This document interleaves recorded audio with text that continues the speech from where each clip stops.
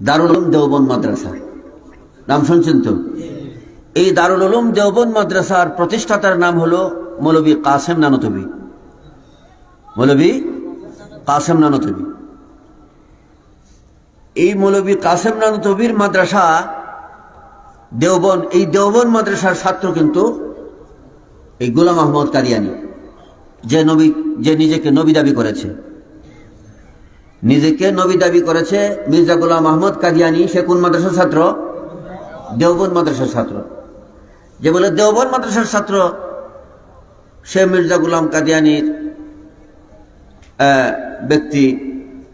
কাসেম নানতবীর মাদ্রাসা থেকে সে পড়াশোনা করে আলেম হয়েছে, সে নবী দাবি করছে। এতে করে তো মাদ্রাসার তো কোনো সমস্যা নাই, না আছে? এটা আমরা মনে মনে বলতে পারি, কিন্তু না, এখানে খণ্ডন করে দিয়েছে। তেঁতুল গাছের এক ডালে যদি তেঁতুল হয়, আর এক ডালে কি আম হবে? আম হবে না। এখন এই মির্জা গোলাম কাদিয়ানী যে মাদ্রাসার ছাত্র, এই মাদ্রাসার প্রতিষ্ঠাতার কি আকীদা আমরা দেখি। এই মাদ্রাসার প্রতিষ্ঠাতা কি?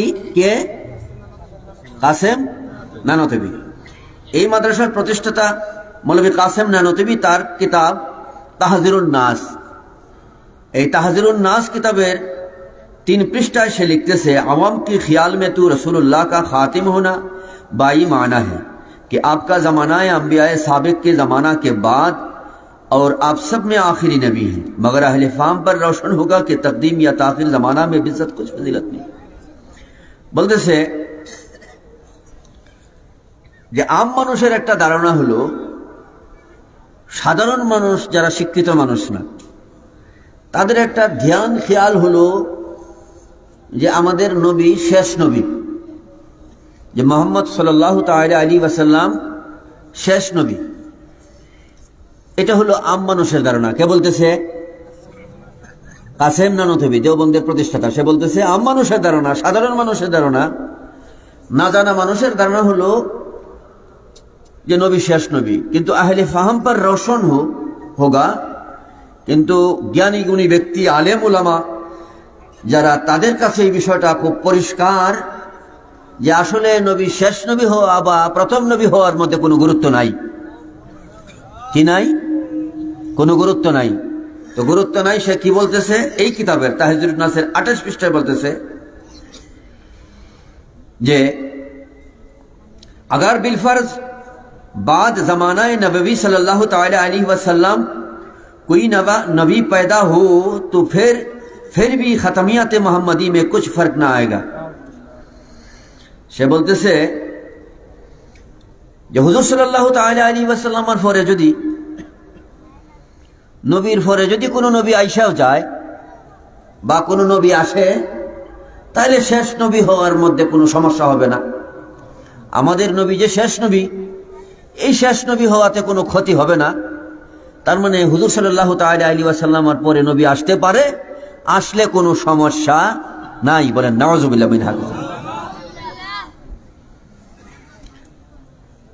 এই পুরো ইবারতের তার সার কথা হলো, ওই যে কাদিয়ানী গোলাম, মির্জা গোলাম আহমদ কাদিয়ানী পাঞ্জাবের উদয়স্তের সমস্ত মুহাক্কিকিন তাদেরকে কাফের ফতোয়া দিয়েছে এই জন্য যে নবীর পরে নবী আসতে পারে, তাদের এই আকীদার কারণে। আমি বলতেছি এই আকীদা মির্জা গোলাম কাদিয়ানী, গোলাম আহমদ কাদিয়ানী এই আকীদা পাইল কোথায়? এই আকীদা শিখলো কোন জায়গা থেকে? কোন মাদ্রাসা থেকে শিখলো? দেওবন্দ মাদ্রাসা থেকে। দেওবন্দ মাদ্রাসার প্রতিষ্ঠাতা মৌলভী কাসেম নানতবীর নিজেরই আকীদা এটা, যে নবীর পরে নবী আসতে পারে, এতে করে নবীর নবুয়তের মধ্যে কোনো ক্ষতি হবে না। তো তার এই কথার দ্বারা বলেন এদের ঈমান আছে না নাই? আমরা তো শুধু বলি কাদিয়ানীরা কাফের। খতমে নবুয়তের বাংলাদেশের বিশাল বিশাল সম্মেলন হয়, কিন্তু খতমে নবুয়ত অস্বীকার করে শুধু একটা সম্প্রদায়কে শনাক্ত করে দেশের মৌলবীরা, সেটা হলো কাদিয়ানী। কাদিয়ানীদেরকে চিহ্নিত করে, কাদিয়ানীদেরকে শুধু শনাক্ত করে, তাদের মধ্যেই যে নবীর অস্বীকার করে, শেষ নবী নবী মুহাম্মদুর রাসূলুল্লাহ শেষ নবী হিসাবে অস্বীকার করে আসছে অনেক মৌলবী আছে, দেওবন্দীদের, এদের কথা তো প্রকাশ করতেছে না। এই সমস্যা আমাদের এই বাংলাদেশে আছে না নাই? এই দেওবন্দীরাই আজকে আপনি আমার মাদ্রাসার মুহতামিম হয়ে আছে, মুহাদ্দিস হয়ে আছে, মুফাসসির হয়ে আছে, আপনি আমার এই মসজিদগুলোর মধ্যে খতিব, ইমাম হয়ে আছে। বলুন, কাদিয়ানীর পিছনে যদি নামাজ পড়া নাজায়েজ হয়, হারাম হয়, তো এদের পিছনে কি জায়েজ হবে? আজকে এই দেওবন্দের প্রধান ঘাঁটি হলো বাংলাদেশে কোন জায়গায় বলেন তো? হাটাজারি। এই হাটাজারির শাখা সারা বাংলাদেশে কওমি নামে, বাংলাদেশের এমন কোন গ্রাম নাই যে গ্রামে তাদের প্রতিষ্ঠান নেই। হয়তো এখানে কম। আমি মোটামুটি যতটুকু জরিপ করেছি, এমনও গ্রাম পাওয়া গেছে যে একটা গ্রামে 4টা-5টা করে মাদ্রাসা। আমাদের সত্রসিতে 4টা মাদ্রাসা, তাদের ছোট ছোট আরো মাদ্রাসা আছে। এখন তারা কিভাবে সাইলাব হলো? সারা দেশ তো তাদের ছেয়ে গেছে এই বাতিলপন্থীদের আকীদায় এবং তাদের প্রতিষ্ঠানে। এই অবস্থায় আমাদের কি করা উচিত? আমরা কিভাবে সামনের দিকে আগাবো? আজকে আমি এখানে ওয়াজ করছি, 2 ঘন্টা পরে যদি আমার মৃত্যু সংঘটিত হয়, কালকে আমার দ্বারা ওয়াজ করা সম্ভব না। সম্ভব? তো স্থায়ী একটা ওয়াজের ব্যবস্থা করা দরকার, স্থায়ী একটা ব্যবস্থা করা দরকার, যেটা সবসময় চলতে থাকবে, যেটা এমন একটা বৃক্ষরোপণ করা দরকার যেটা থেকে সবসময় এই ধরনের ফল, এই ধরনের ফসল জারি হইতে থাকবে। এটাই হলো মাদ্রাসা। এটা কি? সুন্নি দর্শে নিজামি মাদ্রাসা। দর্শে নিজামি মাদ্রাসা। আমি দর্শে নিজামি মাদ্রাসার কথা বারবার বলছি, অন্য কোনো প্রতিষ্ঠানের কথা আমি বলছি না। দর্শে নিজামির গুরুত্বটা আপনারা আমরা যদি এইভাবে ঘুমাই থাকি, আর বড় জোর 20 বছর পরই বুঝতে পারবেন এই দর্শে নিজামির প্রতি গুরুত্ব না দেওয়ার ফল কি ভোগ করতে হয়, কি ধরনের ফল ভোগ করতে হয়। ধরেন, আজকে বাংলাদেশের বহু এলাকা আছে যেখানে সুন্নিয়তের চর্চা নাই। আমাদের নেত্রকোনা সত্রসী থেকে শহর পর্যন্ত একটা ঈদে মিলাদুন নবীর জুলুস নিয়ে আসতে পারি না। প্রশাসন আমাদেরকে বাধা দেয় না। আমাদেরকে প্রশাসন কি দেয় না? বাধা দেয় না। প্রশাসন আমাদেরকে সহযোগিতা করে। তো বাধা দেয় কারা? বাধা দেয় কারা? জঙ্গল থেকে ভূত এসে বাধা দেয়? তো কারা বাধা দেয়? এই এক শ্রেণীর মৌলবী, এই এক শ্রেণীর ওহাবী। তো কি আমরা কোন চেয়ারম্যান সাহেবের, এমপি সাহেবের, মন্ত্রী সাহেবের ইলেকশনের জন্য আমরা র্যালি বার করি না দয়াল নবীজির জন্য র্যালি বের করে যাই? তো এটার সামনে বাধা হয়ে দাঁড়ায় কে? এই সমস্যা শুধু একটা জায়গায় সীমাবদ্ধ থাকবে না, চতুর্দিকে এই সমস্যার মুখোমুখি হয়ে পড়বো। শুধু ঈদ মিলাদুন নবী না, আহলে সুন্নাত ওয়াল জামাতের প্রত্যেকটা প্রোগ্রামের উপর বাধা আসবে। মাজার, দরগা, দরবার, এগুলো প্রত্যেকটার উপরে বাধা আসবে যদি আমরা দর্শে নিজামির মাধ্যমে সুন্নিয়তকে বাস্তবায়ন না করি।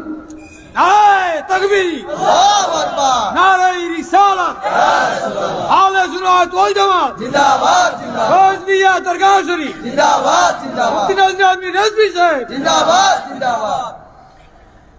দেখুন, এই দেওবন্দীদের আর একটা ফেরকা, এই দেওবন্দি ফেরকার আরেকজন মৌলবী,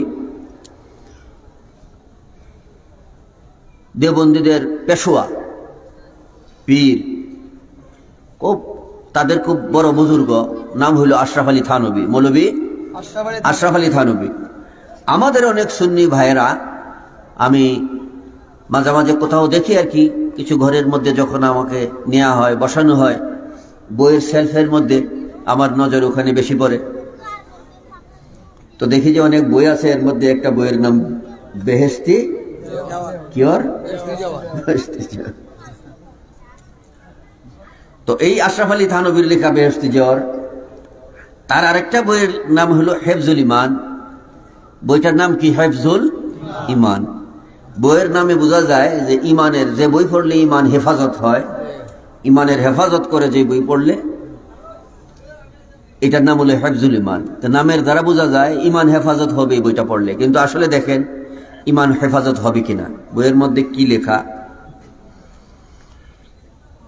এই বইয়ের 8 পৃষ্ঠার মধ্যে লিখেছে असलुल कलाम ये है कि हुजूर सल्लल्लाहु ताला अलैहि वसल्लम के लिए कुल इल्म गैब का इनकार करते हुए सिर्फ बाद इल्म गैब को साबित किया। फिर बाद इल्म गैब के बारे में यूं लिखा कि इसमें हुजूर सल्लल्लाहु ताला अलैहि वसल्लम की क्या तखसीस है। ऐसा इल्म तो जायद उमर बल्कि हर सभी और मजनून बल्कि जमीय हयवानात व बहायम के लिए भी हासिल है। এই আশরাফ আলী থানবীর উক্তি হলো যে হুজুর সাল্লাল্লাহু তাআলা আলাইহি ওয়াসাল্লামের মধ্যে যে ইলম আছে এটা তো তৎকিঞ্চিত সামান্য ইলম, তিনি ব্যাপক ইলমের অধিকারী না।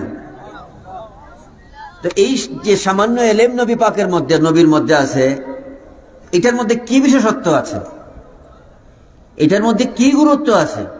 আরে এমন ইলম তো, এমন জ্ঞান তো পশুপঙ্খির মধ্যে, চতুষ্পদ জন্তুর মধ্যে আছে, পাগলের মধ্যেও আছে। বলেন নাউজুবিল্লাহ। এটা কার বক্তব্য? আশরাফ আলী থানভী। বাজি এই ফিতনাগুলো আলোচনা করা দরকার।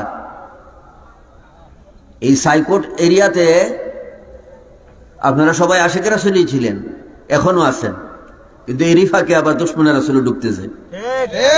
তাদের প্রচেষ্টাও হবে, হচ্ছে। তো আমাদেরকে সোচ্চার হওয়া দরকার কিনা? ইমান বাঁচানোর জন্য, ইমানের হেফাজতের জন্য। দেখবেন আপনারা ডাক্তাররা ঔষধ দেয়, একটা ফাইল দেয়, ফাইলের গায়ে লেখা থাকে নিরাপদ জায়গায় রাখুন। হ্যাঁ, 2 দিন 7 দিনের একটা ঔষধ দেয়, তাও এটা নিরাপদ জায়গায় রাখার জন্য বলতেছে। 70 টাকা 50 টাকা দামের ওষুধ নিরাপদ জায়গার মধ্যে রাখেন 7 দিনের জন্য। আর ইমান এমন একটা সম্পদ যার সাথে দুনিয়ার কোনো কিছুর সাথে তুলনা হয় না। ইমান যদি থাকে তো নাজাত, ইমান যদি না থাকে তো বরবাদ। সেই ইমানটা হেফাজতের দরকার আছে কিনা?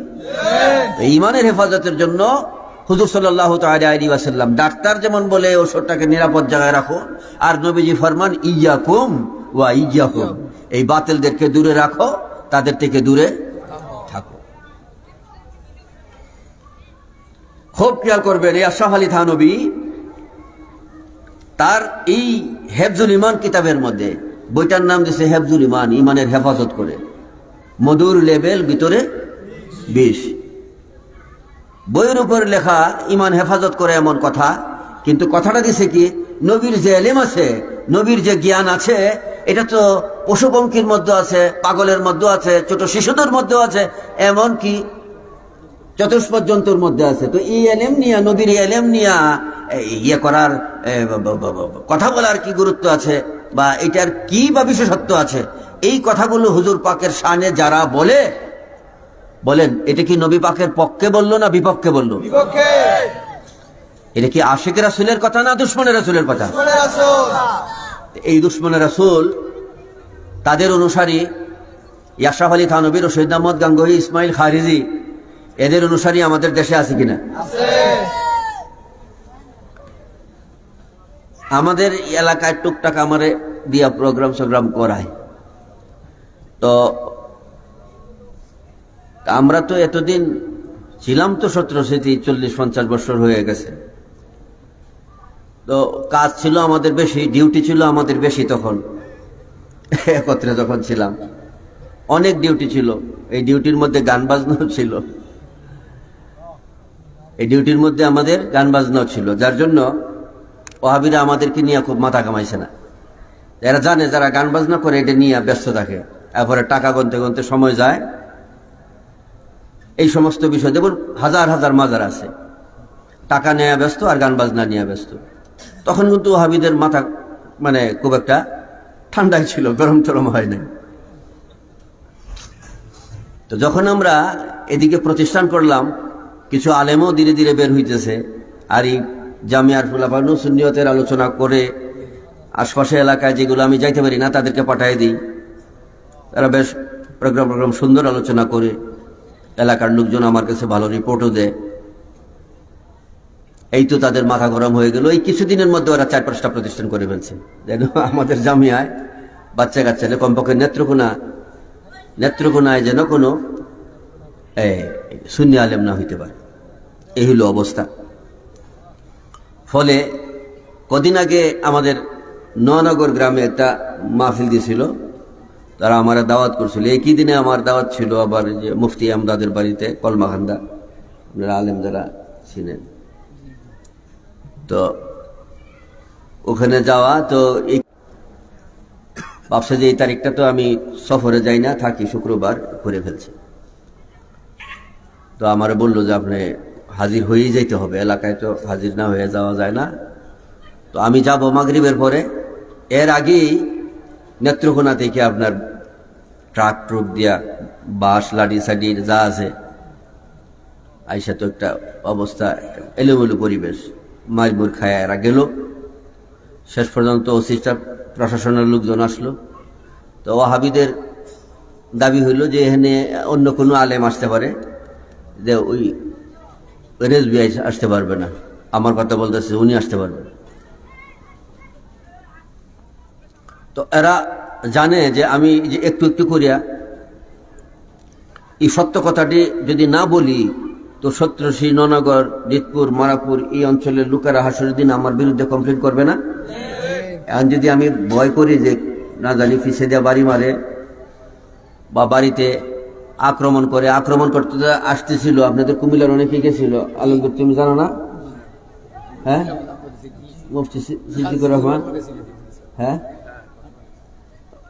অনেকেই ভৈরব থেকে, তারা ব্রাহ্মণবাড়ি থেকে, অনেক জায়গা থেকে লোকজন গেছিল, ওরা আক্রমণ করার জন্য আসতেছিল। তো কথাটা হইল যে আক্রমণের কি বিষয়, আপনারা সুন্নি হয়ে যান। আপনারা যদি সুন্নি হন, আমি 5 মিনিট লাগবো আপনাদেরকে বেহেশতি বানিয়ে দেব।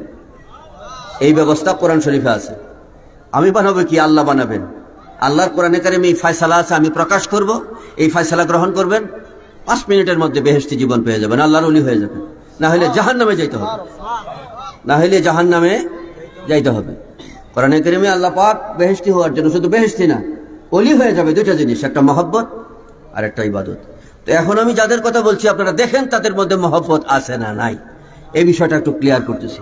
এবং এরাই আজকে আমাদের সমাজের মসজিদগুলো দখল করে আছে, মাদ্রাসাগুলো দখল করে আছে, নেতৃত্বের স্থানে বসে আছে।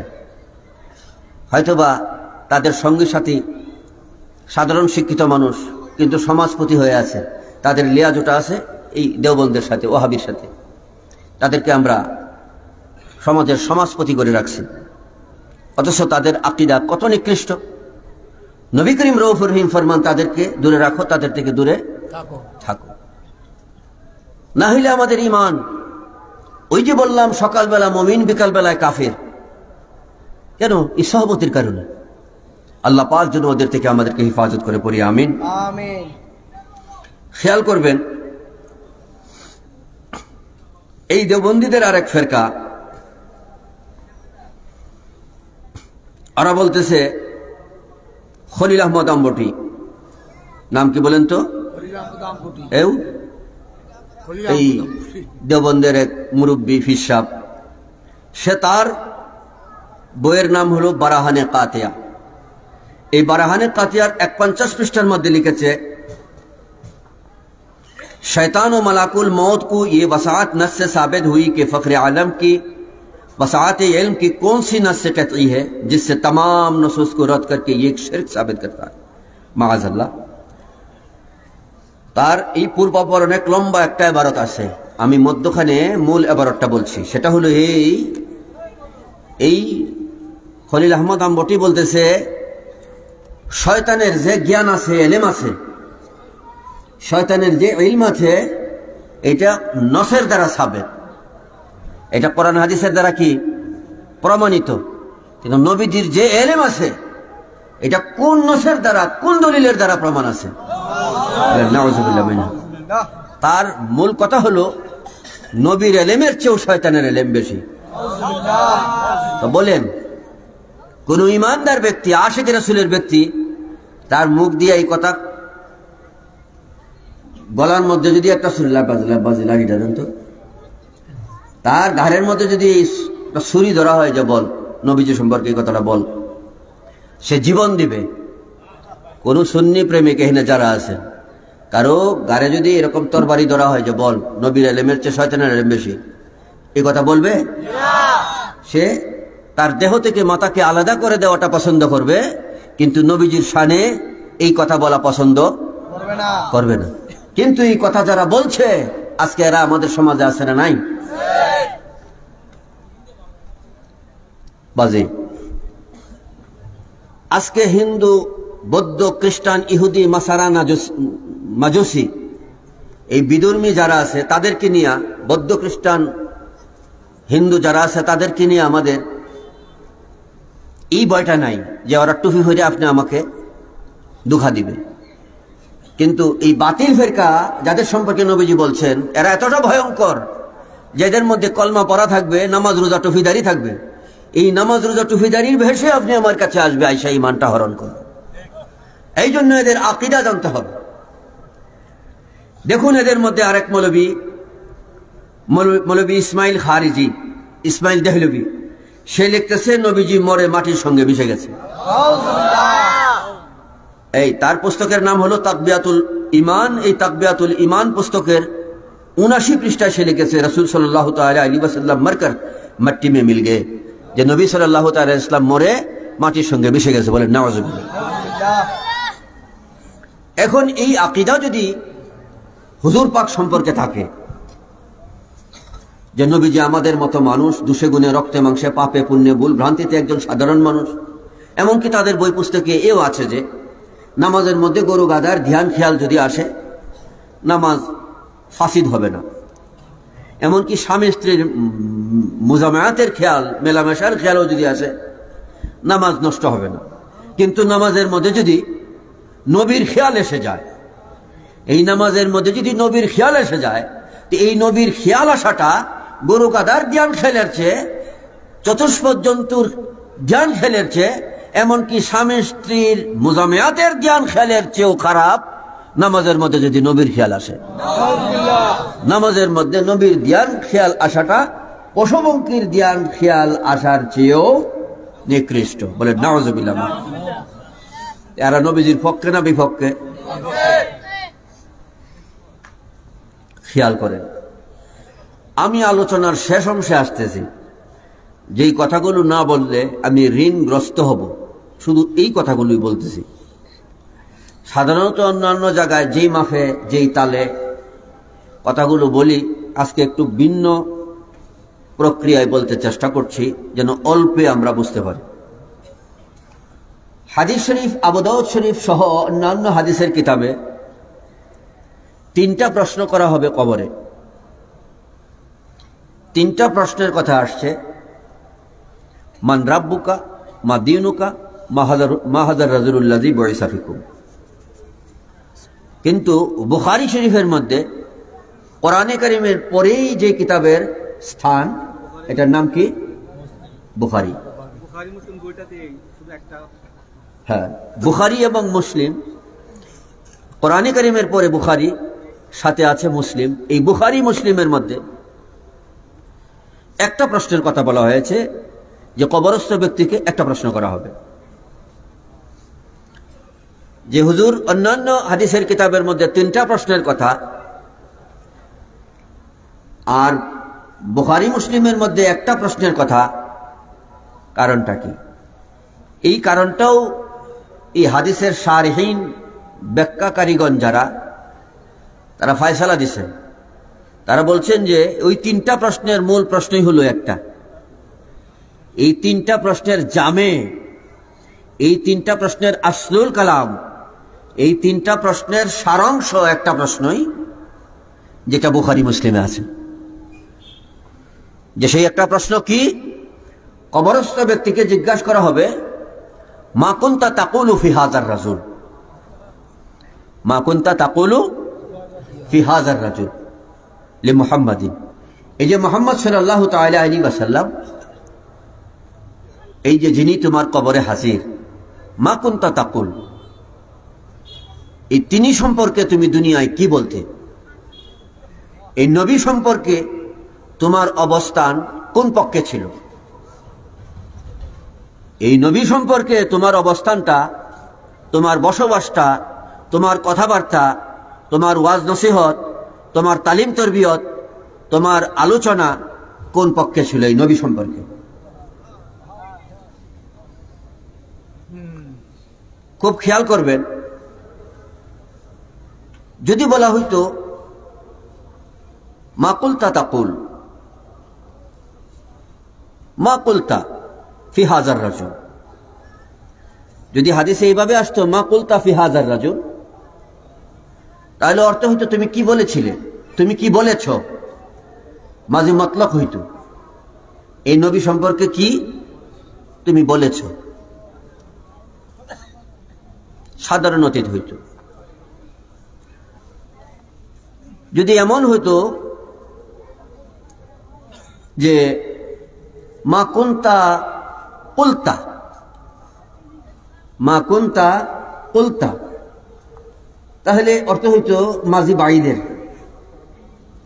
তুমি কি বলেছিলে, মানে অতীতের কোনো একটা সময় এই নবী সম্পর্কে তুমি কি বলেছিলে। কিন্তু না, এই কাওয়াইদ, এটা তো কোরআন এবং হাদিস থেকে আবিষ্কার। দেখুন কত উঁচু মানের কথা এই হাদিস শরীফের মধ্যে, না মাজি মতলকের কথা বললো আর না বাইদের কথা বললো, বরং বলতেছে মা কুনতা তাকুল, মাজি ইস্তেমরারি। যে ইস্তেমরারের অর্থ কি, কথাটা সবাই হয়তো বুঝবেন না, এই জন্য আমি এজমালি কথাটা বলতেছি। এই মা কুনতা তাকুলু বলার মজারের আগে কুনতা কুনতা শব্দ ব্যবহার করা, আফআলে নাকিস ওয়াহিদ মুযাক্কার হাজিরের শব্দটা ফাইলে মুজারের আগে ব্যবহার করার অর্থ হবে এই যে হে কবরস্থ ব্যক্তি, নাকিরাইন ফেরেশতা, মুনকির নাকির ফেরেশতা কবরস্থ ব্যক্তিকে বলবে, হে কবরস্থ ব্যক্তি, এই যে নবী তোমার কবরে হাজির, তিনি সম্পর্কে যখন থেকে তোমার বুঝ হয়েছে, দিনের জ্ঞান যখন থেকে তোমার মধ্যে এসছে, তখন থেকে শুরু করে মৃত্যু পর্যন্ত ইস্তেমরার, এই চলমান সময়টার মধ্যে এই নবীর পক্ষে তোমার অবস্থান ছিল না বিপক্ষে অবস্থান ছিল, এই নবীর পক্ষে তুমি কথা বলেছ না বিপক্ষে কথা ছিল, নবী পাকের শানে তুমি ছিলে না শানের বিরুদ্ধে ছিলে, এই নবী সম্পর্কে তোমার আকীদা কি ছিল, নবী সম্পর্কে তোমার মহব্বত ছিল না দুশমনী ছিল। জিজ্ঞাসা করা হবে নবী পাকের মহব্বত তোমার অন্তরে ছিল না তোমার অন্তরে দুশমনী ছিল। দুশমনী যদি থাকে তো দুশমনের কথাগুলো তোমার জবান থেকে বের হবে, মহব্বত যদি থাকে তো ইমানের কথা মহব্বতের কথা তোমার মুখ থেকে বের হবে। যে তোমার উপরে শরীয়ত যখন থেকে এসেছে তখন থেকে কবরে আসা পর্যন্ত এই নবী সম্পর্কে তোমার আকীদা কি ছিল, ধারণা কি ছিল, বলো।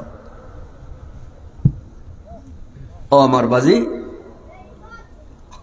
কোরআন হাদিস তো কোরআন হাদিসের জায়গায় আছে, একটু ফিকির জিকির যখন করব তখন নিজের ইমানকে হেফাজতের জন্য উপযুক্ত ব্যবস্থা হবে।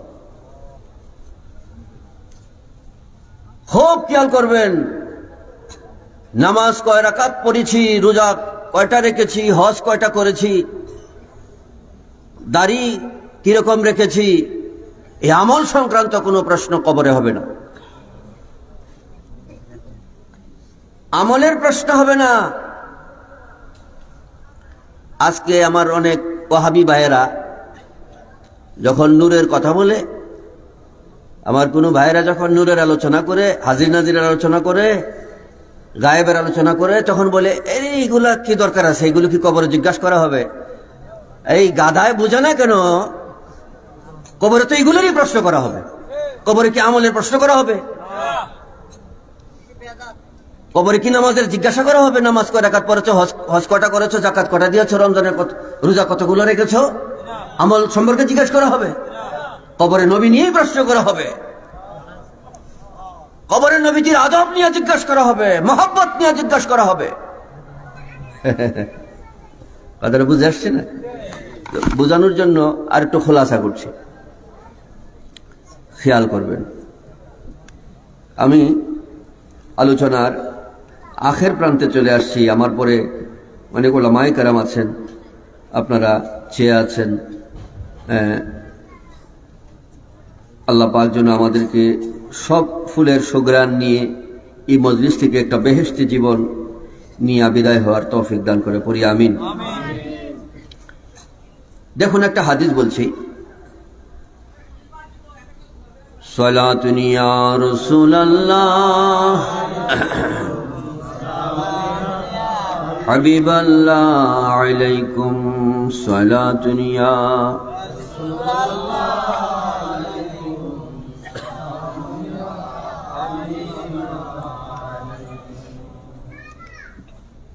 একজন লোক ইন্তেকাল করেছে, নবীজি কথা শুনে জানাজার নামাজ পড়তে চলে গেলেন। নামাজ পড়লেন, জানাজার নামাজ পড়বেন। নবীজি যেহেতু গেছেন, এই সংবাদ শুনে অনেকেই ওখানে হাজির হয়েছেন, জানাজার নামাজ পড়বেন। হুজুর সাল্লাল্লাহু তাআলা আলাইহি ওয়াসাল্লাম এখানে জানাজার নামাজ পড়ার জন্য হাজির হইলেন। আমিরুল মুমিনিন হযরত ওমর ফারুক আজম, হযরতে ওমর ফারুক আজম রাদিয়াল্লাহু তাআলা আনহু ওখানে হাজির হইলেন। হাজির হইয়া হুজুর সাল্লাল্লাহু তাআলা আলাইহি ওয়াসাল্লাম এরকম দৌড়া বলে, ইয়া রাসূলুল্লাহ লা তুসাল্লি আলাইহি ফাইন্নাহু রাজুলুন ফাজিরুন। ইয়া রাসূলুল্লাহ, মেহেরবানি করে আপনি তার জানাজার নামাজ পড়েন না, এই ব্যক্তিটার জানাজার নামাজ আপনি পড়েন না। নবীজি আসছেন জানাজার নামাজ পড়ার জন্য, কিন্তু ফারুক আজম বড় আদবের সঙ্গে, মহব্বতের সঙ্গে, ভক্তির সঙ্গে তিনি বলতেছে, ইয়া রাসূলুল্লাহ, মেহেরবানি করে এই লোকটার জানাজার নামাজ আপনি পড়েন না। কেন? ফাইন্নাহু রাজুলুন ফাজির।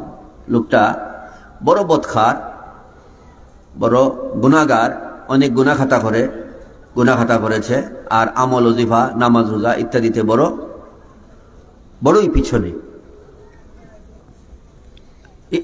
এই সমস্ত কারণে তার জানাজার নামাজ পড়েন না। কে বলতেছেন?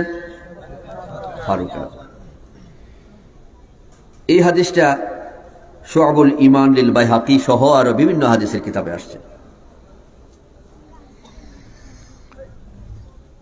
তো হুজুর সাল্লাল্লাহু তাআলা আলাইহি ওয়াসাল্লাম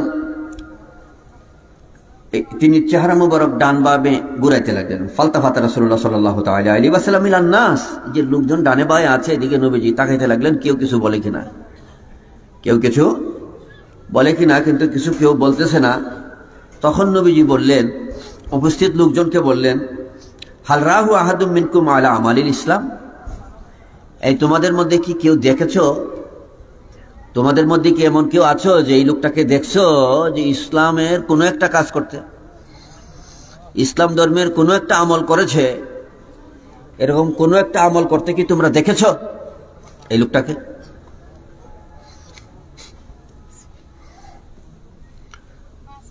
নবীজি যদি এই কথা বলতেন, দেখুন প্রিয় নবীজির কথার মধ্যে কত বড় হিকমত। নবীজি যদি বলতেন যে তোমরা কি কেউ দেখেছো এই ব্যক্তিটা হজ করতে, এমন যদি বলতেন, তাহলে এমনও দেখা যেত যে তার জীবনে হজ হয়নি, কারণ নির্দিষ্ট একটা বিষয় বলছেন। আর যদি কেউ বলে যে না হজ করে নাই, তখন না জানি হুজুর পাক কি কথা বলে বসেন। এটা ভয়ের বিষয় ছিল। কেন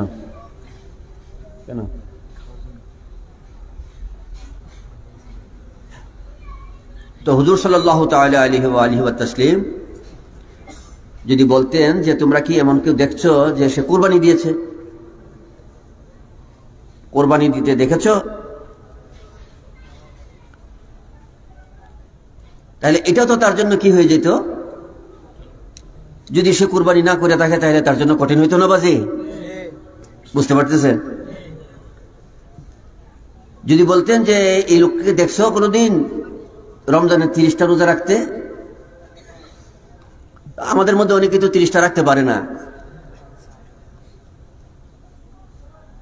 তো এমনও তো হইতে পারতো যে সারা রাখতে পারে নাই, তাহলে একটা সমস্যা হইতো না। কিন্তু দয়াল নবী রাহমাতুল লিল আলামিন, এই উম্মতকে বাঁচাবার জন্যে নবীজি বলতেছেন, হাল রাহু আহাদুম মিনকুম আলা আমালিল ইসলাম, তোমাদের মধ্যে কি কেউ এমন দেখছো যে এই লোকটা ইসলামের কোনো একটা কাজ করেছে? আর ইসলামে তো হাজার হাজার কাজ আছে, এই হাজারো কাজ থেকে কোনো একটা কাজ করেছে, এমন কি তোমরা কেউ দেখেছো? আর তখন একজন সাহাবী দাঁড়ায় বলল, নাম ইয়া রাসূলুল্লাহ, হ্যাঁ ইয়া রাসূলুল্লাহ, দেখেছি তো, হারাসা লাইলাতান ফি সাবিলিল্লাহ। একদিন তাকে আমি পেয়েছি আরব সীমান্ত পাহারা দিতে, সে আরব সীমান্ত পাহারা দিচ্ছে, এই কাজটা করতে থাকে আমি দেখেছি। তো নবীজি বুঝাই দিলেন সবাইকে যে আরব সীমান্ত পাহারা দেওয়া, যে আমাদের বাংলাদেশে বর্ডার গার্ড দেয় না, কি বলে তাদেরকে? Border guard. তো এটা হলো সীমান্ত প্রহরী বাংলা যেটা বলে। তো সীমান্ত পাহারা দেওয়া এটা একটা ইসলামী কাজ। তো নবীজি বুঝাই দিলেন যে ইসলামী কাজটা করতে হইলে আমার কাছ থেকে ইসলাম গ্রহণ করতে হবে। তাহলে এই ব্যক্তিটা ইসলাম গ্রহণ করার জন্য কার কাছে এসেছে? আমি নবীর কাছে এসেছে। এই কথাটা পরিষ্কার সবাই বুঝতে পারছে কিনা? যেহেতু হুজুর পাক রিপোর্ট নিলেন যে তোমাদের মধ্যে কি কেউ দেখেছ, খুব বুঝবেন, আমভাবে বলে দিলেন যে একটা ইসলামের কাজ করতে, কোনো একটা ইসলামী কাজ করেছে, ইসলামের কোনো একটা কাজ করেছে, এমন কি তোমরা কেউ দেখেছো? সে বললো যে ইয়া রাসূলুল্লাহ, হ্যাঁ আমি দেখেছি, সে এক রাত্রে সীমান্ত পাহারা দিতে দেখেছি। তো সীমান্ত পাহারা দেওয়াটা এটা কি ইসলামের কাজ। এই ইসলামের কাজটা করার জন্য নির্দেশ কার? নবীজির। নবীজির দিক নির্দেশনা সীমান্ত পাহারা দেওয়া। তাই ইসলামের কাজটা করতে হইলে, ইসলামটা গ্রহণ করতে হইলে কার কাছে আসা দরকার? নবীজির কাছে। ইসলাম গ্রহণ করার পরেই তো ইসলামের কাজটা করবে, না ইসলাম গ্রহণ না করেও ইসলামের কাজটা করবে। তো হুজুর পাক বুঝাইলেন যে সে যে ইসলামের কাজটা করেছে তার আগে আমি নবীর কাছে সে এসেছে, আমার কাছে এসেছে।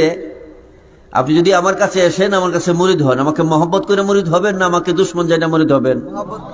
মহব্বত করে। তো নবীর কাছে যে এসেছে, নবীজিকে মহব্বত করার পরেই ইসলাম ধর্ম গ্রহণ করেছে, মহব্বত করে এসেছে।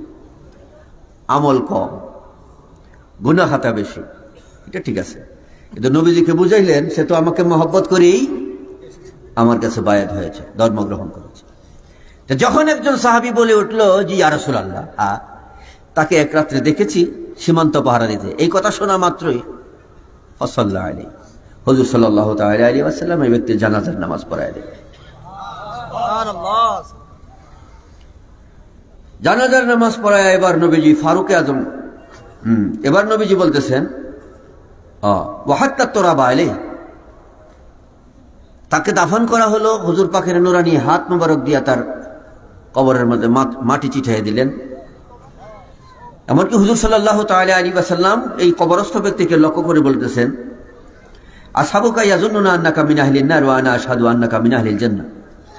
মানুষ ভাবছে তুমি জাহান্নামী, আমি নবী সাক্ষ্য দিচ্ছি তুমি জান্নাতি। জান্নাতি।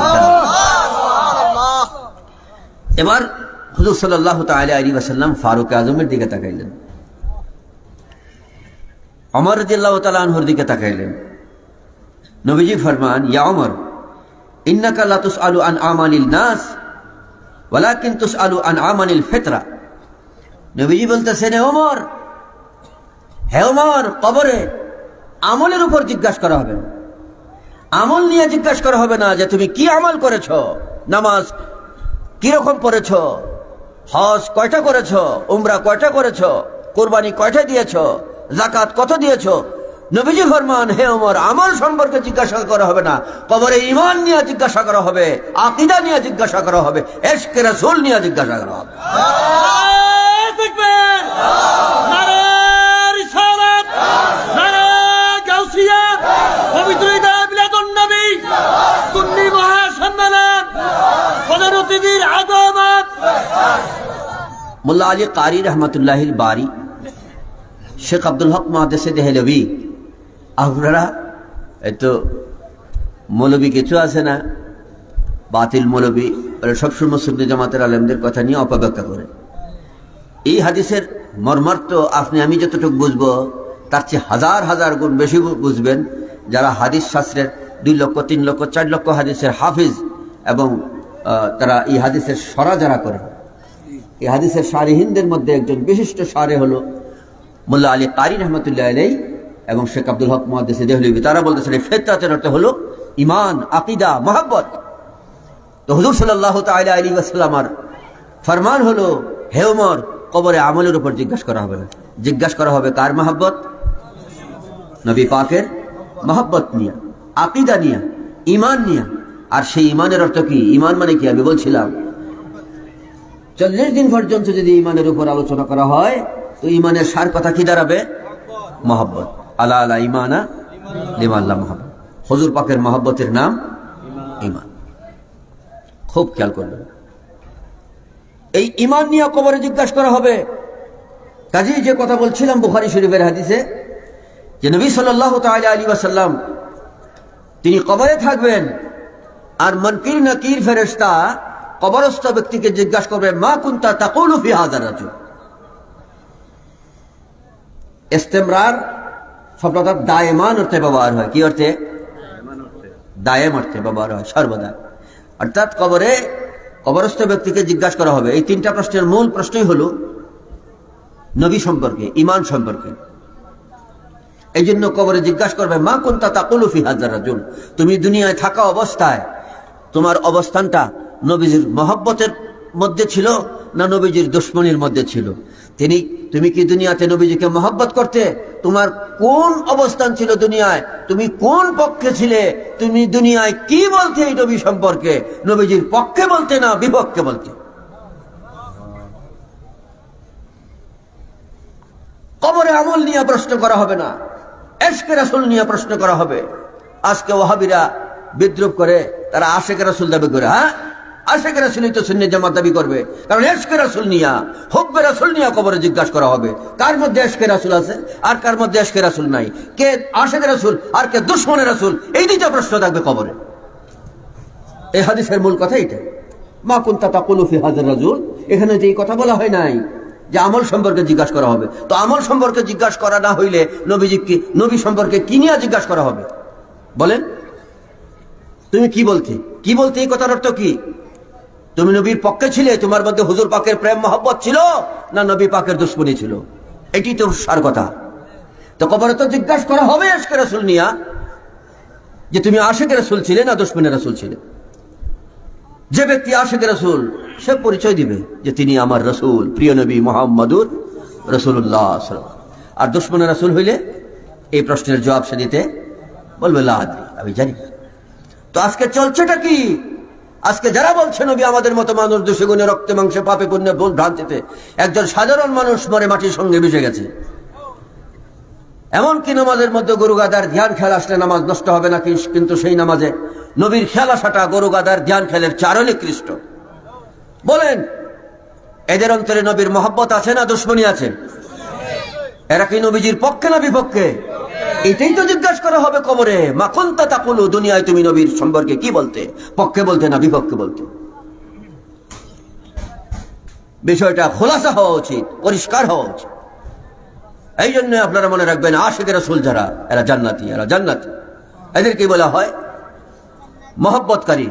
এই মহব্বত আর ইবাদত যার মধ্যে থাকবে, আল্লাহর ওলি হয়ে যাবে, ওলি হয়ে জিন্দেগি করবে, ওলি হয়ে কবরে যাবে, কবর বেহেশতের বাগান হয়।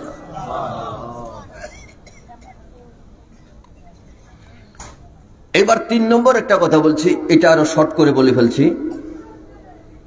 একটু দুরূদ শরীফ পড়ি। সালাতুন ইয়া রাসূলুল্লাহ আলাইকুম। মুফতি ইব্রাহিম সাহেব আছে তো,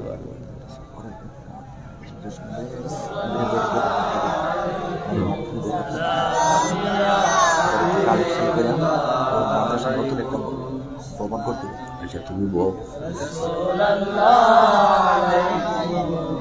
সালামুন ইয়া হাবিবাল্লাহ মুহাম্মদ মুস্তাফা নূরুন আলা নূর হাবিবে কিবরিয়া সরতা কদম নূর। সালাতুন ইয়া রাসূলুল্লাহ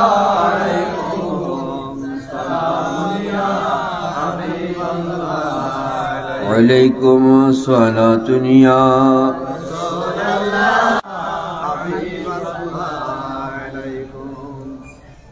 সাধ্য নাই মোর যাইতে তোমার দ্বারে,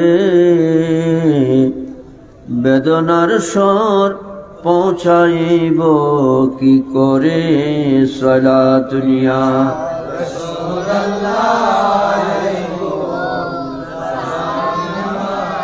হাবিবাল্লাহ আলাইকুম সালাত নিয়া।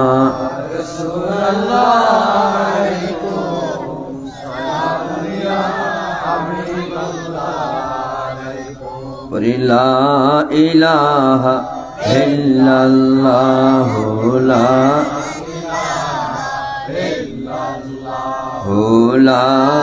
ইলাহা ইল্লাল্লাহ লা ইল্লাল্লাহ লা ইলাহা ইল্লাল্লাহ লা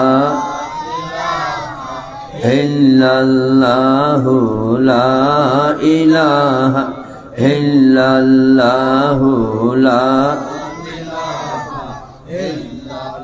এই ফিতনার যুগে এই অগণিত ফিতনা, নবীজি ফরমান মুষলধারে বৃষ্টি যেভাবে আসবে আমার উম্মতের উপর আখিরি জামানায় সেভাবে ফিতনা আসবে। ফিতনা অনেক প্রকারের আছে, শর্টকাট করে কয়েকটা ফিতনা বলছি।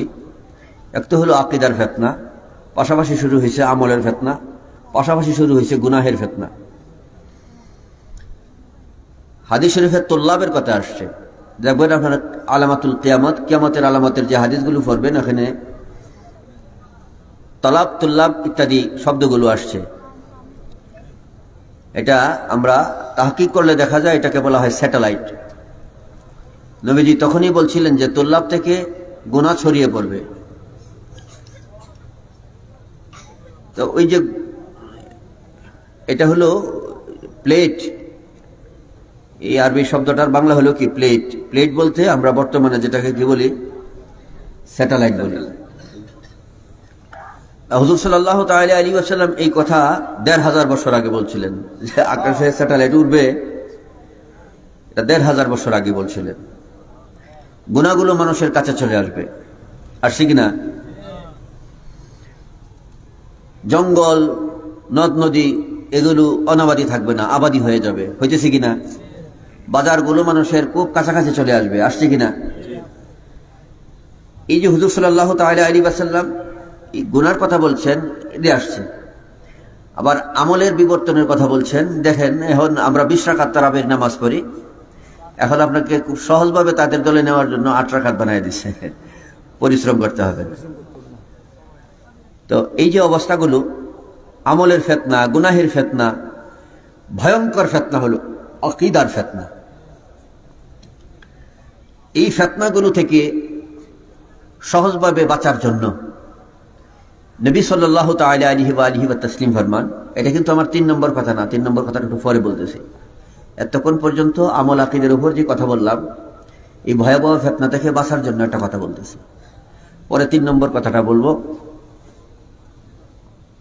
৩ নম্বর কথাটাই হলো শেষ কথা।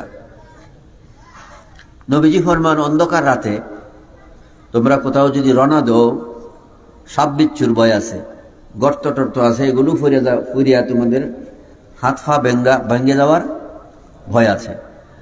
আর যদি তারকা উদয় হয়, আকাশে যদি তারকা জ্বলতে থাকে, তো তারকার আলোতে রাস্তা অতিক্রম করতে পারো, রাস্তা দেখা যাবে, দেখে দেখে তুমি তোমার গন্তব্যস্থলে পৌঁছতে পারবে, বাড়িতে পৌঁছতে পারবে, নির্দিষ্ট জায়গায় যেতে পারবে। তারকার আলোতে রাস্তা আলোকিত থাকবে, গর্তেও পড়বে না, সর্পবিচ্ছু আঘাত করবে না। ঠিক না বাজি? কে বলতেছেন? নবীজি। যে অন্ধকার রাতে তারকা যেভাবে আলো দেয় এবং মানুষ নিরাপদে তার গন্তব্যস্থলে পৌঁছতে পারে, তেমনি ভাবে আখিরি জমানায় যখন আমার উম্মতকে ফিতনায় অন্ধকারে ফেলে দিবে, ফিতনায় তাদেরকে ঘিরে ফেলবে, এই যে বলবে যে এখন আমি কোন পথে যাব, এই হুজুরও দলিল দিয়া কথা বলছে, এই হুজুরও দলিল দিয়া কথা বলছে, অমুক খুব সুন্দর সুন্দর সুর টুর দিয়া কথা বলছে, দলিল টলিল দিয়া কথা বলছে, খুব যুক্তি দিয়া বলছে, অমুক হুজুরও খুব সুরবুর দিয়া দলিলা দিল্লা দিয়া কথা বলছে। হুজুর এখন আমি কোন পথে যাই? সবাই তো কোরআন হাদিস দিয়ে কথা বলে, বলে কিনা?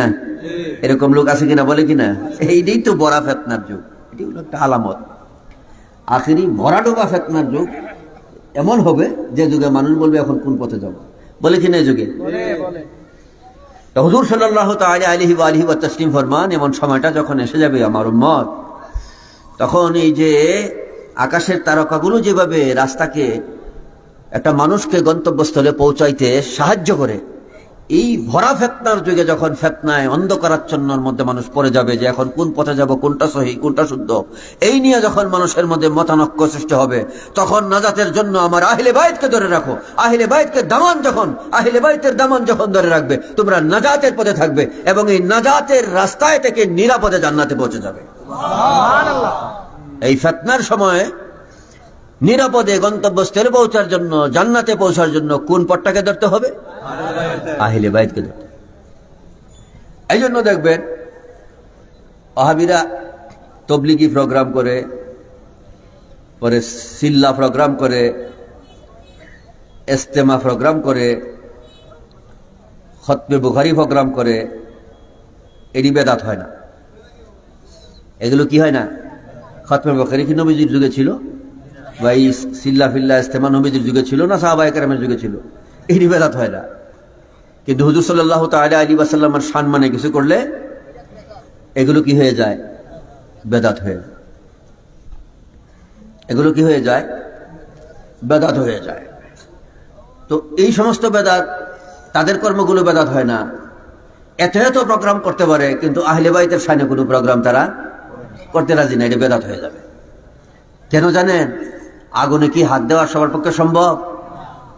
আগুনে হাত দেওয়া সম্ভব, কারণ এই আহলে বাইতের পক্ষে তারাই থাকবে যাদেরকে আল্লাহ পাক গ্রহণ করেছেন, যারা হকপন্থী। হকপন্থীর মধ্যে বাতিলপন্থী আসতে পারে, আসলে হক হয়ে আসবে। এই জন্য দেখবেন কোন ওয়াহাবি আহলে বাইতের মহব্বত তাদের অন্তরে নাই, কারণ তাদের দ্বারাই তো ইমাম হুসাইন রাদিয়াল্লাহু তাআলা আনহু 83 জন থেকে 72 জন সদস্য নিয়ে নির্মম ভাবে কারবালার প্রান্তরে শহীদ হয়েছেন। কাদের দ্বারা? হিন্দুদের দ্বারা, খ্রিস্টানের দ্বারা, কাদের দ্বারা? এই এক শ্রেণীর বাতিল মুসলমানের। এই জন্য হুজুর সাল্লাল্লাহু তাআলা আলাইহি ওয়াসাল্লাম ফরমান, আহলে বাইতের দামান যারা ধরে রাখবে, নিরাপদে তারকার আলোতে মানুষ যেরকম ঘরে পৌঁছতে পারে, নিরাপদে সে জান্নাতের মধ্যে সেরকম ভাবে পৌঁছে যাবে। আল্লাহ পাক যেন আমাদেরকে আহলে বাইতের সামিয়ানার নিচে থেকে জিন্দেগি করার তৌফিক দান করে পড়ি, আমিন। খেয়াল করবেন, খুব খেয়াল করবেন। 3 নম্বর কথাটা যেটা বলতেছি, মুসলিম শরীফের হাদিসে, মিশকাত শরীফের হাদিসেও আসছে, আন ইবনে সিরিন قال ان هذا العلم دين فانظروا عمن تاخذون دينكم। নবী সাল্লাল্লাহু, এই হাদিসের মূল কথা হলো, আপনি আমাকে শিক্ষা দিচ্ছে, এখানে যে আমাদের জামিয়া নুরিয়া মাদ্রাসা, এই সহ আমাদের মহাসচিব মুফতি কাজী সিদ্দিকুর রহমান রেজভী সাহেব 2024-এর মধ্যে 33টা প্রতিষ্ঠান করার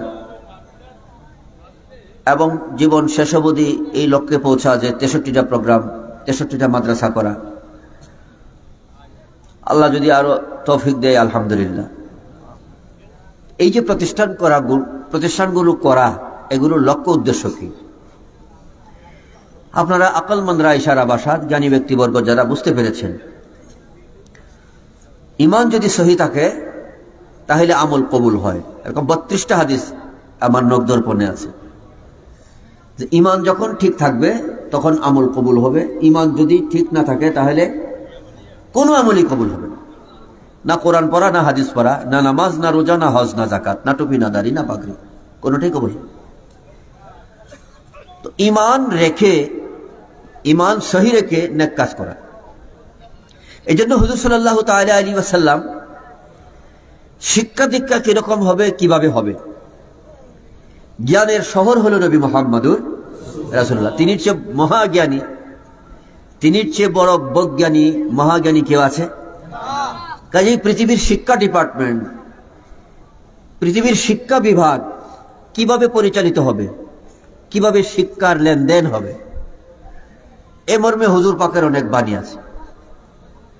হুজুর সাল্লাল্লাহু তাআলা আলাইহি ওয়া তাসলিম ফরমান, আমরা যে একটা এই নুরানি তালিমুল ইসলাম একটা বই মুফতি ইব্রাহিম খলিল রিজভী সাহেব বলছেন, নুরানি তালিমুল ইসলাম বইয়ের মধ্যে এই হাদিসটা আমরা দিয়ে দিছি। খাজুল উম্মালের মধ্যে আছে এবং ইবনে মাজাহ শরীফের মধ্যেও সিরাসিত্তার হাদিসের কিতাবে হাদিসটা আছে। নবীজি ফরমান, আতিব্বু আওলাদাকুম, বাজি বসো। নবীজি ফরমান, হে দুনিয়ার মানুষ, তোমরা তোমাদের সন্তানদেরকে প্রথমত যে শিক্ষাটা দিবে সেটা হলো আমি নবীর মহব্বতের শিক্ষা। আমি নবীর মহব্বতের শিক্ষা তাদেরকে দাও। তারপরে শিক্ষা দেবে 2 নম্বর, 3টা শিক্ষার কথা বলছেন। 2 নম্বর শিক্ষা দিবে আমার আহলে বাইতের মহব্বত। বাচ্চাদেরকে কি শিক্ষা দিবে? আমার আহলে বাইতের মহব্বত। তারপর শিক্ষা দিবে কোরআন, অর্থাৎ কোরআন সুন্নাহর শিক্ষা 3 নম্বরে বলছে। প্রশ্ন হতে পারে, হুজুর কোরআন হাদিসের শিক্ষাটা আগে কেন বললেন না? আগে কেন নবীর মহব্বতের কথা বললেন? 2 নম্বরে বললেন আহলে বাইতের মহব্বত, 3 নম্বরে কোরআনের শিক্ষা। 3টা শিক্ষা, নবীর মহব্বতের শিক্ষা, আহলে বাইতের মহব্বতের শিক্ষা, কোরআনের শিক্ষা। 3টা শিক্ষার কথা, 3টা শিক্ষা প্রদানের কথা শিক্ষা ক্ষেত্রে প্রয়োগের জন্য, বাস্তবায়নের জন্য নবীজি বললেন। তো 3 নম্বরে কোরআনের শিক্ষা কেন? যে এই জন্য, আমি এক কথায় জবাব দিচ্ছি। 3 নম্বরে নিয়ে আসছেন কোরআন সুন্নাহ শিক্ষা, 1 নম্বরে নবীর মহব্বতের শিক্ষা এই জন্য যে শিক্ষক বৃন্দের দিকে লক্ষ্য করা হয়েছে এখানে, যে শিক্ষক বৃন্দের মধ্যে যখন তাদের অন্তরের মধ্যে নবীর মহব্বত, আহলে বাইতের মহব্বত লালন করবে, নবী পাকের মহব্বত এবং আহলে বাইতের মহব্বত নিয়ে যখন কোরআন হাদিসের শিক্ষা দিবে, তখনই ছেলেটা যে কোরআন সুন্নাহটা শিখবে, এই কোরআন সুন্নাহ শিক্ষার মাধ্যমে সে হাক্কানি আলেম হবে এবং আশিক রাসূল আলেম হবে। আর যদি শিক্ষকের অন্তরে প্রথমত নবীর মহব্বতও নাই, 2 নম্বর আহলে বাইতের মহব্বতও নাই, এই প্রথম এবং দ্বিতীয় 2টা মহব্বত নাই, এই 2 মহব্বত ছাড়াই সে কোরআন হাদিসের শিক্ষা দিচ্ছে, এমন শিক্ষার্থী আলেম হয়ে নবীর দুশমনী করবে এবং আহলে বাইতের দুশমনী করবে। দেখেন, এর প্রমাণ হইল এই যে বিগত কিছুক্ষণ আগে, ঘন্টা দেড়েক আগে বা 1 ঘন্টা হয় নাই, বড় বড় দেওবন্দের অনেক আলেমদের নাম বললাম, তাদের পুস্তকের মধ্যে যে বক্তব্যগুলো আছে, বলেন এখানে আহলে বাইতের মহব্বত এবং হুব্বে রাসূল, নবী পাকের মহব্বত আছে না আহলে বাইতের মহব্বত আছে? কোনটা আছে? নাই। এখনো তাদের দ্বারা বাংলাদেশে যত প্রতিষ্ঠান আছে, কওমি প্রতিষ্ঠান, ওয়াহাবি প্রতিষ্ঠান, এই প্রতিষ্ঠান থেকে হাজার হাজার আলেম বের হচ্ছে, একটা আলেমের মুখ থেকেও নবী পাকের প্রশংসা নাই, ঈদে মিলাদুন নবীর কথা নাই, নূরের কথা নাই, হাজির নাজিরের কথা নাই, বরং এগুলোর বিপক্ষে বলছে। যারা নবীকে আমাদের মতো মানুষ বলবে না, বলে এরাই নাকি মুসলমানরা, বলে নাউযুবিল্লাহ মিন যালিক। আমাদের এখানে ওয়াজ করে গেছে, এলাকাবাসী ধরছে ওয়াজ করার জন্য। আমারও তো সবসময় বাড়িতে কিছু আলেম নিয়ে অপেক্ষায় আছে, তোমার তো পরামর্শ দিব কারে এই ওয়াজ করে গেছে আমাদের। নবীজির মানুষ না জানলে বলে মুসলমানই না, তার মতো সাধারণ মানুষ, বলে নাউযুবিল্লাহ মিন যালিক। তো এই শ্রেণীর মানুষ যারা, তারা যখন কোরআন হাদিসের শিক্ষা দিবে, তো এদের কাছ থেকে আলেম হয়ে নবীজির পক্ষে কথা বলবে না বিপক্ষে কথা বলবে? এদের কাছ থেকে আলেম হয়ে সে দুরূদ পড়বে, মিলাদ পড়বে, কিয়াম করবে, ঈদে মিলাদুন নবীর কথা বলবে, হুজুর পাকের সম্মানের কথা বলবে, শান আজমতের কথা বলবে? বলবে না। কারণ এদের মধ্যে কি নাই? ওই যে নবীজির শিক্ষা ক্ষেত্রে যে উসুল, শিক্ষা ক্ষেত্রে নবীজির যে উসুল, নবীজির যে নীতি নিদর্শন, দিক নির্দেশন, এটা নাই। এটা শিক্ষা করে কিন্তু নবীজির তরিকায় শিক্ষা এদের মধ্যে নাই। হুজুর পাকের দেওয়া তরিকায় এই দর্শনে আমি সারা বাংলাদেশে কায়েমের জন্য আমরা পদক্ষেপ নিয়েছি আপনাদেরকে নিয়ে। আপনারা যতক্ষণ পর্যন্ত আমাদের সাথে আছেন ততক্ষণ পর্যন্ত এগুলো বাস্তবায়ন করা সম্ভব হবে। আল্লাহ পাক যেন আমাদের সকলকে তৌফিক দান করে পড়ি। আমিন। একথাই মুফতি সিদ্দিকুর রহমান সাহেব বলছেন। এখন যে কথা বলতে চাচ্ছি, এই জন্য আমাদের ক্লাসগুলোর নামও এই হাদিসের ভিত্তিতে, যে নবীজি বলছেন তোমাদের বাচ্চাদেরকে প্রথম শিক্ষা দেবে নবীর মহব্বত, আমি নবীর মহব্বত। এই মহব্বতের এক নাম কি? ইমান। ইমানের আর এক নাম কি? মহব্বত। এই জন্য প্রথম ক্লাসটার নাম নুরুল ইমান। আর হাদিসের মধ্যে দ্বিতীয় মহব্বত কার মহব্বতের কথা বলছেন? আহলে বাইতের মহব্বত।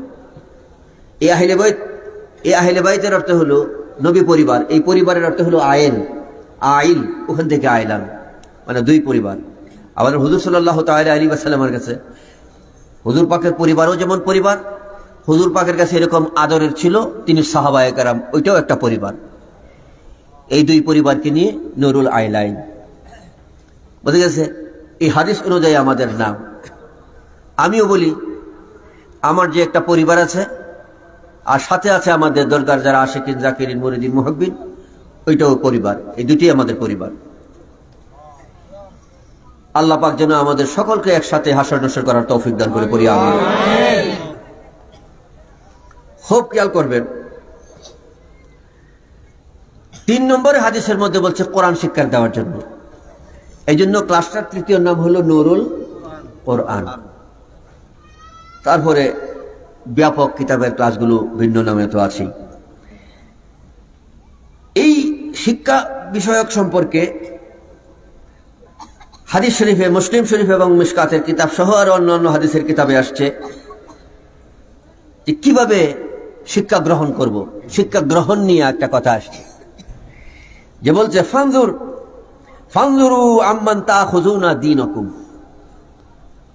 হে আমার উম্মতেরা, তোমাদের বাচ্চা কাচ্চাদেরকে এলমে দিন শিক্ষা, এলেম শিক্ষা, দিন শিক্ষা করাবে। এই দিন শিক্ষা করানো বা দিন শিক্ষা দেওয়া, এটার আগে তোমরা লক্ষ্য করো তার উস্তাদকে, কার কাছ থেকে সে এলিম অর্জন করতেছে। তোমার ছেলেকে তুমি আলেম বানাবার জন্য দিচ্ছ, তোমার ছেলে কার কাছ থেকে দিন অর্জন করতেছে এটা আগে দেখো।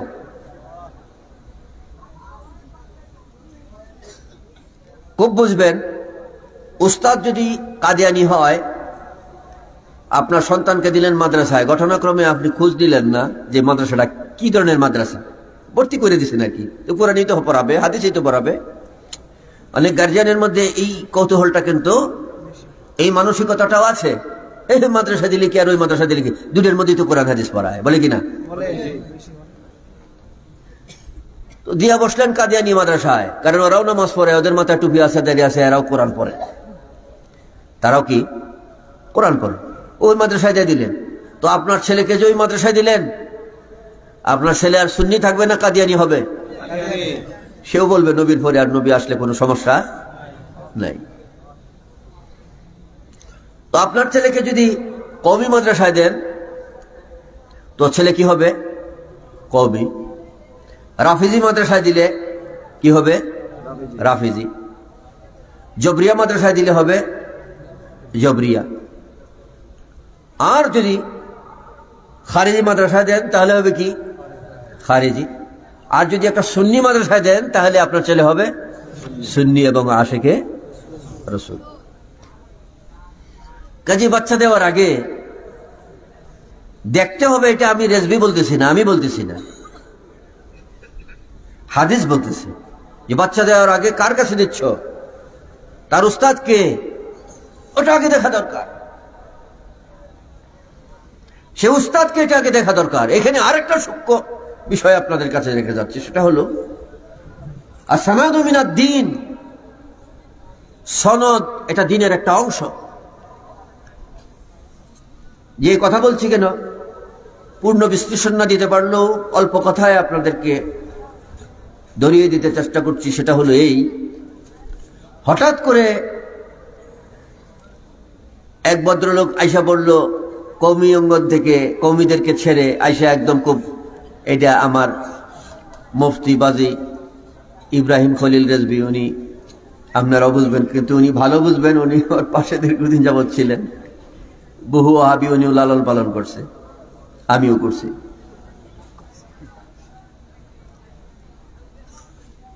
তো দেখেন, এই হাদিস থেকে আমরা শিক্ষা পাই।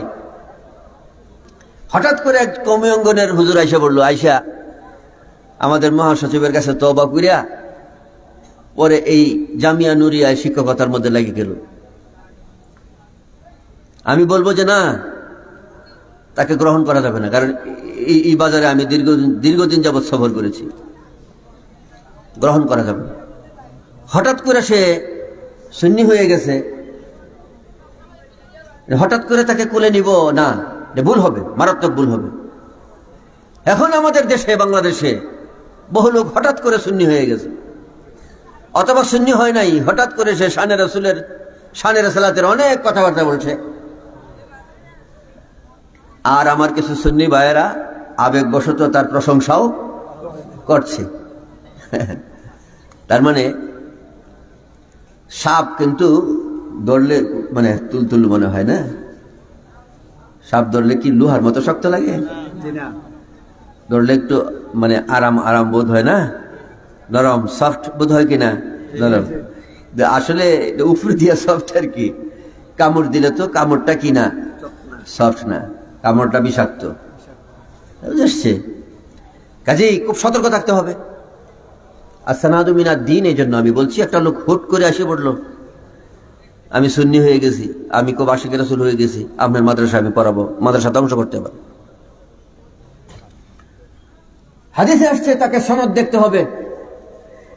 একটা মানুষ ওহাবী ব্যক্তি নবীর শানে রাসালাতের উপর কথা বলতেছে, আইসা হঠাৎ করে আপনি আমার সাথে হাত মিলাই ফেলছে, এখানে বলতেছে যে না, তাকে শিক্ষক বানাবে না, তার সনদ দেখো।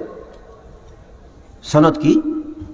যে এই ব্যক্তিটার উস্তাদ কি, তার পীর কে, তার পীর কে, তার পীর কে, তার পীর কে, এইভাবে সংযুক্ত হইতে হইতে হুজুর পাক পর্যন্ত যে পৌঁছেছে, এই সিলসিলার মধ্যে, এই সাজরার মধ্যে কোনো একটা ওহাবী আছে কিনা, কেউ দুশমনে রাসূল আছে কিনা দেখো। যদি দুশমনে রাসূল থাকে তাহলে এর মধ্যে ফিতনা আছে, তার মধ্যে গোলামি আছে, তাকে গ্রহণ করা যাবে না। আর যদি দেখা যায় এই ব্যক্তি থেকে শুরু করে তার উস্তাদ, তার পীর মাশায়েখ, সকলের সম্পর্ক যাদের হুজুর পাক পর্যন্ত যে সিলসিলা পৌঁছেছে প্রত্যেকটাই হলো আশিক রাসূল এবং সুন্নি মাসলাকে আহলে হকের মধ্যে আছে, তাহলে এই সনদের উপর তাকে গ্রহণ করো, অন্যথায় গ্রহণ করো না। সনদ ঠিক থাকতে হবে। হঠাৎ করে উড়া দিয়ে আয়সা বলছে, আয়সা বললো যে আমাকে সাইপুট মাদ্রাসায় বলো পয়সা টয়সা দেওয়া লাগবো না, খালি খাওয়াইবেন, আমি শিক্ষকতা করবো না।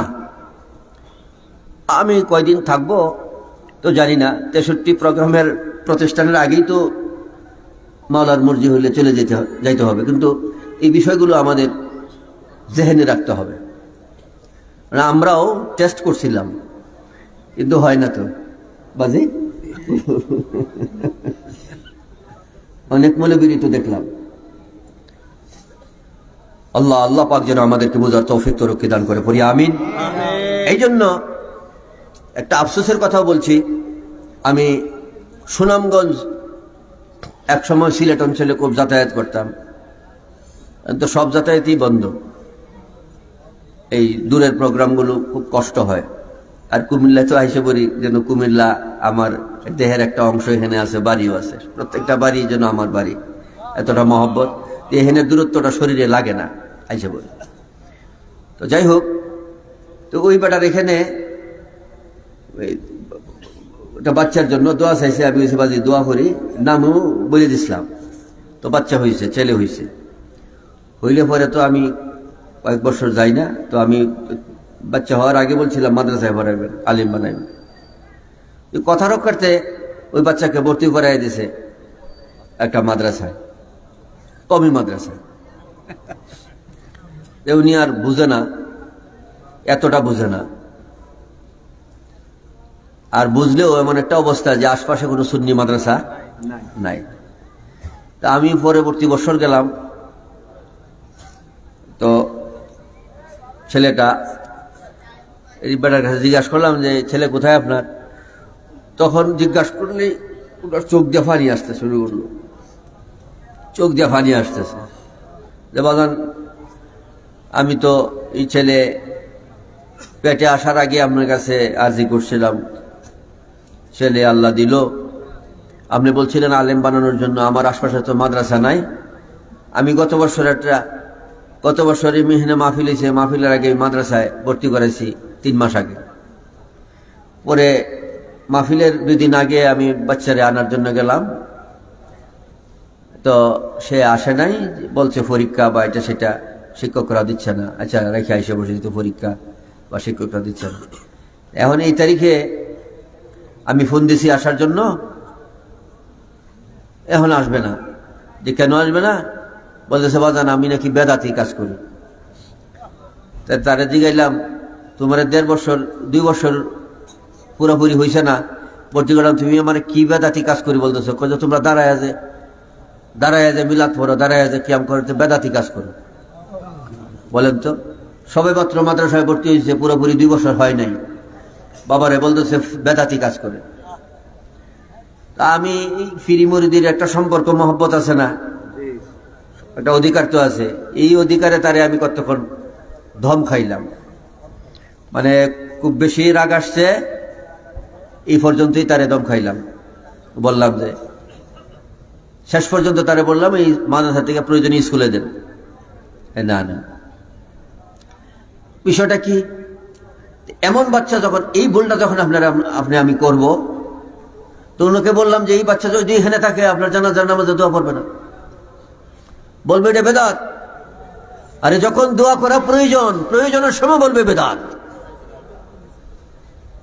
কবরস্থ ব্যক্তিকে যখন, কোন ব্যক্তিকে যখন কবর দেয়া হয়, আবু দাউদ শরীফের হাদিসে আসছে নবীজি ফরমান একটা উট জবাই কইরা দিতে যতক্ষণ সময় লাগে ততক্ষণ সময় পর্যন্ত জিকির আজকার করো, দুরূদ শরীফ পড়ো, আমল ওজিফা করো, ইস্তেগফার করো। কারণ এই ইস্তেগফারের দ্বারা, এই আমল ওজিফার দ্বারা কবরস্থ ব্যক্তির হিসাব নিকাশ, সওয়াল জবাব সহজ হয়ে যাবে। এই সময় তো আপনার ছেলে বলবে এটা করা বেদাত, আপনার মুক্তি পাওয়ার রাস্তা কঠিন করে দিবে, বন্ধ করে দিবে।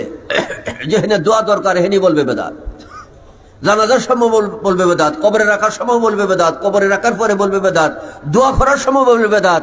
আপনার ইসালে সোয়াব পৌঁছানোর জন্য কোনো অনুষ্ঠান করা, প্রোগ্রাম করা, আপনাকে বাপ মারে লক্ষ্য করিয়া কোনো খানা পিনা খাওয়ানো বা দোয়া দুরুদ বিলাদ মাহফিল ইত্যাদি, এটি বলবে বেদাত।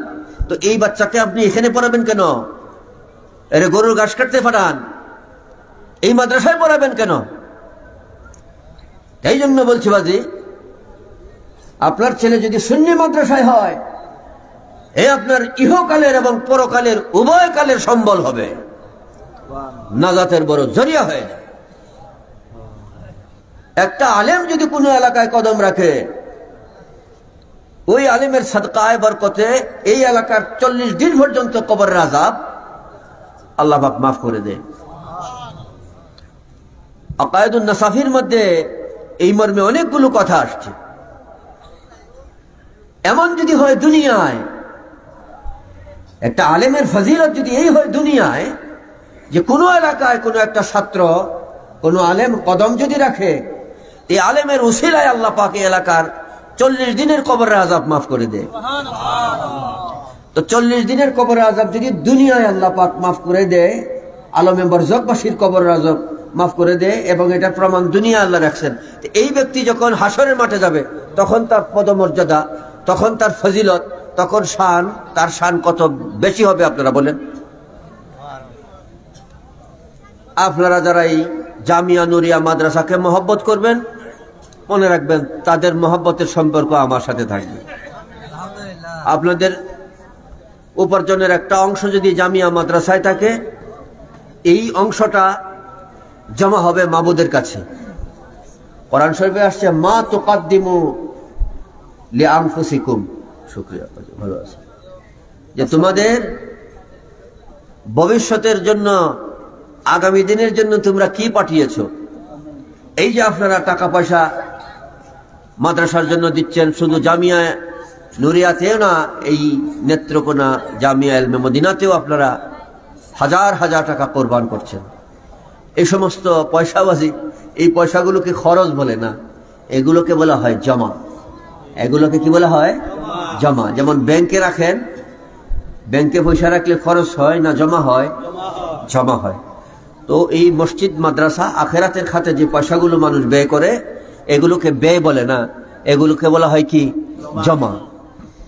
এই তো কোরআন শরীফের জায়গায় জায়গায় আসছে মা তুকাদ্দিমু লিআনফুসিকুম মা কাদ্দামাত লিগাদিন, যে আগামী দিনের জন্য তোমরা এখানে বসে কি ফরমান তাজিদুহা, এগুলো পরে পরে তোমরা পেয়ে যাবে।